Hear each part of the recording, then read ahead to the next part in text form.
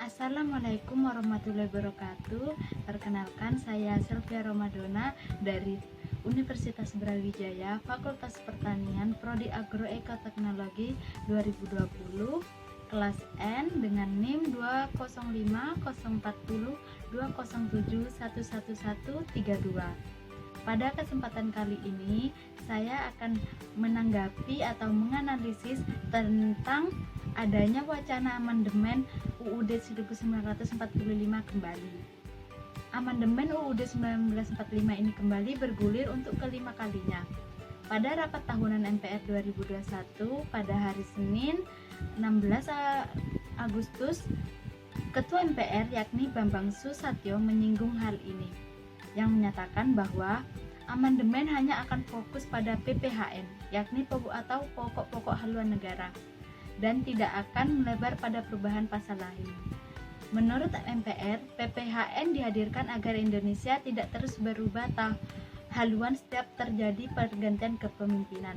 Oleh karena itu, diperlukan perubahan secara terbatas terhadap Republik Indonesia. Khususnya perubahan wewenang MPR untuk menetapkan PPHN. Perubahan Undang-Undang Dasar hanya bisa dilakukan terhadap pasal yang diusulkan untuk diubah dengan alasan yang jelas. Sejauh ini hanya baru DPD saja yang menyetujui usulan amandemen ini. Kemudian Presiden Indonesia yakni Joko Widodo tampaknya mengapresiasi usulan MPR ini. Akan tetapi ia khawatir bahwa pembahasan amandemen ini akan melebar ke pasal lainnya. Sedangkan untuk fraksi Golkar, Demokrat, PKS, PAN, dan fraksi lainnya menilai bahwa amandemen ini belum begitu mendesak. Herzaki Mahendra Putra, yakni seorang juru bicara DPP Demokrat, mengatakan, pembahasan ini dilakukan pada saat pandemi begini. Mengubah UUD pada saat pandemi sangatlah tidak bijaksana, dikarenakan saat ini masih fokus menangani pandemi COVID-19. Seharusnya dilakukan pada waktu tenang untuk membahasnya.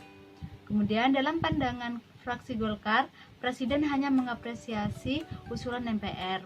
Akan tetapi bukan berarti merestui atau menyetujui amandemen konstitusi.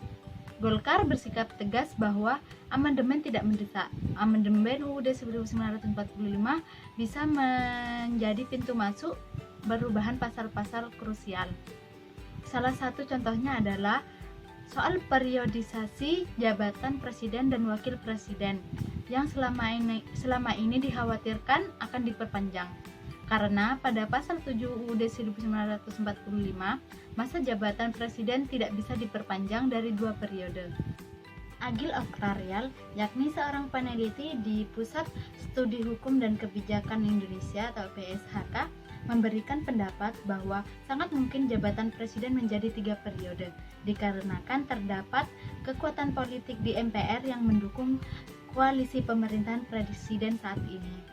Menurutnya, haluan negara ini akan menjadi kemunduran karena presiden tidak lagi terikat pada janjinya kepada publik atau rakyat sebagai konstituennya, yang mana presiden hanya akan melaksanakan program yang sudah diatur atau ditetapkan oleh MPR. Perubahan konstitusi merupakan dasar hukum tertinggi dari negara. Maka dari itu menjadi kehendak mayoritas rakyat. Mayoritas rakyat ini ditujukan dengan adanya aspirasi publik yang meluas. Apakah publik meminta perubahan konstitusi ini? Tentu saja tidak. Menurut saya, apa yang telah disampaikan atau dikatakan oleh juru bicara DPP Demokrat yakni Herzaki Mahendra Putra yang mengatakan bahwa pembahasan mengubah UUD pada saat pandemi sangatlah tidak bijaksana karena saat ini masih fokus untuk menangani pandemi COVID-19. Saya sangat setuju karena seharusnya lebih fokus dalam menangani permasalahan-permasalahan pada saat pandemi COVID-19. Lebih fokus untuk menstabilkan masalah-masalah yang terjadi atau yang dialami oleh rakyat Indonesia. Dan lebih fokus untuk mensejahterakan rakyat-rakyat Indonesia saat ini. Kemudian untuk pendapat yang disampaikan oleh Agil Oktarial, yakni seorang peneliti Di Pusat Studi Hukum dan Kebijakan Indonesia, perubahan konstitusi merupakan dasar hukum tertinggi dari negara ini. Maka dari itu menjadi kehendak mayoritas rakyat. Mayoritas rakyat ini ditujukan dengan adanya aspirasi publik yang meluas. Saya sangat setuju akan pendapat ini.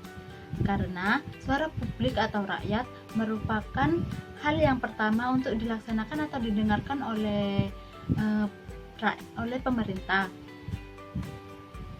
Karena untuk saat ini publik tidak ingin meminta perubahan konstitusi apapun. Publik inginnya lebih fokus dalam menangani pandemi COVID-19 dan dalam memperkuat KPK. Dikarenakan sampai saat ini Indonesia masih banyak terdapat koruptor-koruptor yang merajalela dan dibiarkan begitu saja. Saya berharap Indonesia dapat membasmi para koruptor-koruptor tersebut yang telah memakan uang rakyat atau gaji buta. Saya pribadi kurang setuju akan adanya wacana amandemen UUD 45 ini kembali. Dikarenakan bisa saja memiliki agenda-agenda tersendiri yang ingin diwujudkan melalui perubahan UUD 45 ini. Maka dari itu patut dicurigai bahwa wacana amandemen UUD 45 ini yang kini bergulir kembali tidak berdiri sendiri, melainkan terdapat beberapa pihak yang memang menyebutkan perubahan ini diperlukan untuk memperkuat sistem presidensial. Akan tetapi juga bisa adanya jual beli kepentingan yang bisa saja membuat wacana ini jauh dari kepentingan rakyat. Itulah tadi analisis atau tanggapan saya tentang wacana amandemen UUD 1945 kembali. Sekian dari saya, kurang lebihnya mohon maaf apabila ada salah kata dan kesalahan, saya memohon maaf. Wassalamualaikum warahmatullahi wabarakatuh. Terima kasih.